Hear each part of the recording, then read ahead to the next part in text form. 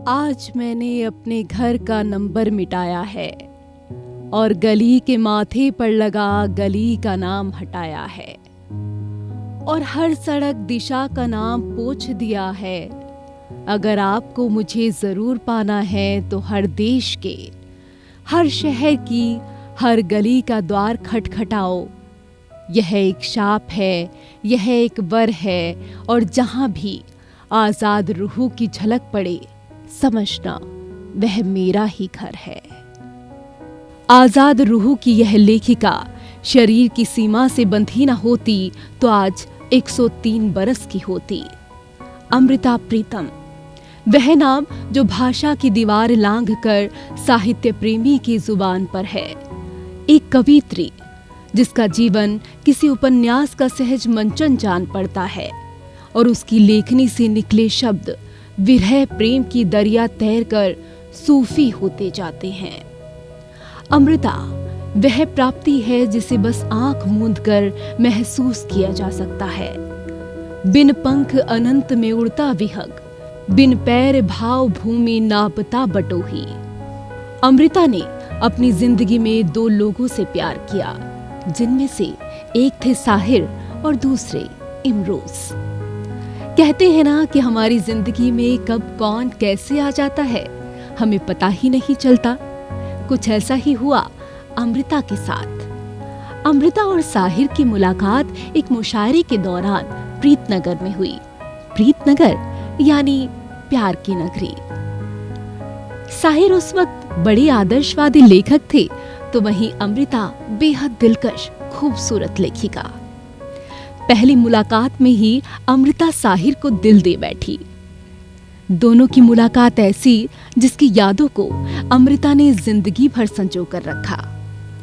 उस पहली मुलाकात के बाद अमृता ने लिखा, अब रात घिरने लगी तो तू मिला है, तू भी उदास, चुप, शांत और अडोल। मैं भी उदास, चुप, शांत और अडोल। सिर्फ दूर बहते समुद्र में तूफान है। और इसके बाद चला खतों का सिलसिला जिसमें अमृता और साहिर ने एक दूसरे को कई खत लिखे। साहिर भी अमृता से प्यार तो करते थे लेकिन अमृता को खुलकर कह नहीं पाते थे। पर इस प्यार को इस बात से समझा जा सकता था कि जब साहिर और संगीतकार जयदेव एक गाने पर काम कर रहे थे तो साहिर के घर पर एक धूल लगा हुआ चाय का प्याला उन्हें दिखाई दिया। उस कप को साफ करने के लिए जब जयदेव ने कहा तो साहिर ने कहा, नहीं नहीं, इसे छूना मत। अमृता जब आखिरी बार यहाँ आई थी तो इसी कप में उन्होंने चाय पी थी। अमृता की जिंदगी भी एक खूबसूरत कविता की ही तरह एक किताब में झलकती है। वो किताब जिसे अमृता ने खुद लिखा था। नाम भी क्या खूब है, रसीदी टिकट। उन्होंने लिखा, वो खामोशी से सिगरेट जलाता और फिर आधी सिगरेट ही बुझा देता, फिर एक नई सिगरेट जला लेता। जब तक वो विदा लेता कमरा ऐसी सिगरेटों से भर जाता। मैं इन सिगरेटों को हिफाजत से उठाकर अलमारी में रख देती और जब कमरे में अकेली होती तो उन सिगरेटों को एक एक करके पीती। मेरी उंगलियों में फंसी सिगरेट, ऐसा लगता है कि मैं उसकी उंगलियों को छू रही हूँ। मुझे धुएं में उसकी शक्ल दिखाई पड़ती। मुझे ऐसे सिगरेट पीने की लत पड़ी। वो अमृता ही थी जिन्होंने साहिर के लिए अपनी प्रेम कहानी को खुलकर लिखा और साहिर को कमिटमेंट शब्द का सही मतलब समझाया। जब साहिर चले जाते हैं तो उस बात का जिक्र भी अमृता ने अपनी किताब में किया और लिखा, ऐ मेरे दोस्त मेरे अजनबी, एक बार अचानक तू आया। वक्त बिल्कुल हैरान मेरे कमरे में खड़ा रह गया।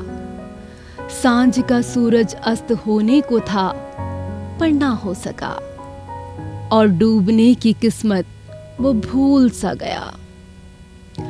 साहिर और अमृता कभी एक ना हो सके लेकिन दिलों के बंधन में वो हमेशा बंधे ही रहे।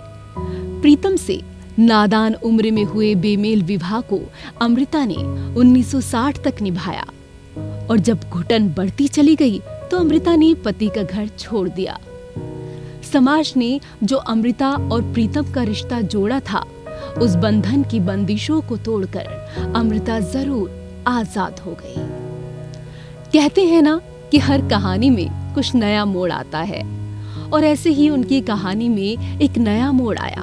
तकदीर ने उनकी जिंदगी में इमरोज को भेजा। ये मुलाकात भले ही उनके एक दोस्त ने कराई थी, लेकिन ये मुलाकात ऐसी कि ताउम्र इस रिश्ते को अमृता और इमरोज ने निभाया। अमृता से पहली मुलाकात हुई तो इमरोज अमृता को दिल दे बैठे। पेशे से चित्रकार इमरोज उनकी जिंदगी में तब आए जब अमृता अकेली थी, साहिर की यादों के साथ। इमरोज का प्यार अमृता के लिए अनोखा था। न केवल उन्होंने अमृता को अपनाया, बल्कि साहिर के लिए अमृता के जज्बातों और एहसासों को भी अपने दिल में जगह दी। इमरोज के साथ अमृता ने अपनी जिंदगी बिताई। इमरोज अमृता की पेंटिंग में रंग भरते और उनकी किताबों के कवर भी खुद ही डिजाइन करते। इमरोज और अमृता एक छत के नीचे जरूर रहे, पर अमृता तो साहिर की ही थी। अमृता इमरोज एक प्रेम कहानी जो उनकी जिंदगी पर आधारित एक किताब है, जिसमें दोनों के रिश्तों का जिक्र किया गया। इमरोज अपने लेख मुझे फिर मिलेगी अमृता में लिखते हैं कि कोई रिश्ता बांधने से नहीं बंधता। ना तो मैंने कभी अमृता से कहा कि मैं तुमसे प्यार करता हूँ, ना कभी अमृता ने मुझसे। एक ही छत के नीचे दो अलग कमरे में दो प्यार करने वालों का बसेरा था। अपनी कविता मैं तुझे फिर मिलूंगी में अमृता ने इमरोज अपने एहसासों को कुछ इस तरह बयां किया। वो कहती हैं, मैं तैनू फिर मिलांगी, किथे किस तरह पता नहीं। शायद तेरे तखयुल दी चिनाड़ बन के तेरे कैनवास ते उतरांगी, जा खोरे तेरे कैनवास दे उत्ते एक रहस्यमयी लकीर बन के खामोश तैनू तकदी रवांगी, या खोरे सूरज दी लू बन के तेरे रंगा विच घुलांगी, या रंगा दिया बहावा विच बैठ के तेरे कैनवास नू बलांगी। पता नहीं किस तरह किथे, पर तैनू जरूर मिलांगी। या खोरे एक चश्मा बनी होवांगी ते जिम्मे झरनिया दा पानी उड़दा, मैं पानी दिया बूंदा तेरे पिंडे ते मलांगी, ते एक ठंडक जेही बन के तेरी छाती दे नाल लगांगी। मैं होर कुछ नहीं जानती, पर इन्ना जानदी हां कि वक्त जो भी करेगा एक जन्म मेरे नाल तुरेगा। ए जिस्म मुकदा है तां सब कुछ मुक जांदा है, पर चेतना दे धागे कायनती कण हुंदे ने। मैं उन्हां कणां नूं चुगांगी, धागिਆਂ ਨੂੰ बुनांगी, मैं तैनू फिर मिलांगी।